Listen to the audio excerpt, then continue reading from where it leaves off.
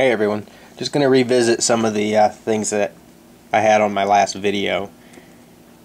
So with the piece I had with water effects, I tried something else which looks like it would be good for doing water effects, and then I wanted to try a little gore effect to see how that would work as well.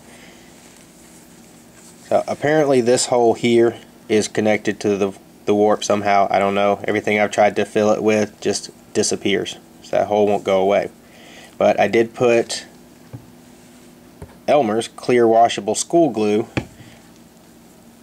on top of here as another layer, and it actually looks like it worked really well.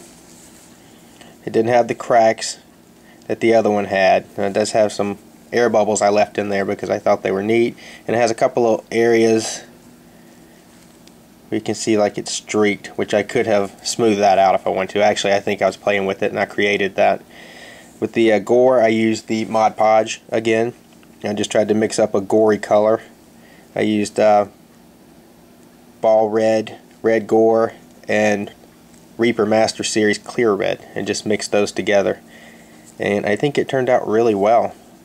I painted it on with a brush, so it's much thinner than the slime type I did before.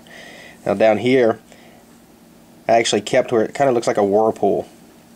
So I thought that looked neat. And of course, this is a play. Just an experimental piece. It wasn't anything I planned on great things for. But I think the gore turned out well. And the Elmer's clear glue looks like it has potential for water effects.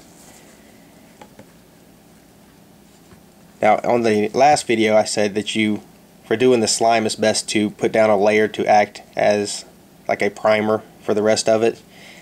And that's how I got these drips like that. It's multiple layers of pouring on here. Now with experimenting with it, it looks like probably the best way to gain a little control is to brush on a thin layer first where you want it to go, and then just to pour on the layers after that and let it build up. And if anybody's curious about my torch and how I did it, this is just a wood toothpick, and this is cotton I pulled off the end of a Q-tip, and then I just stretched it out. Then down some paint, and when you put the paint on there, after it dries, it's hard. It hardens it to whatever position you had it in. And then if anybody was curious about these tentacles, my niece builds model cars, and she let me have the sprues. Apparently whatever plastic they use for their sprues is somewhat flammable. So I cut the sprues, and when I put the lighter to them to soften it up to bend it, they actually caught on fire, and they ended up in these nice bizarre shapes, which I like. I think they turned out really well. Glad I have more of those sprues I can play with it later. But anyway, that was just a follow-up to my last video.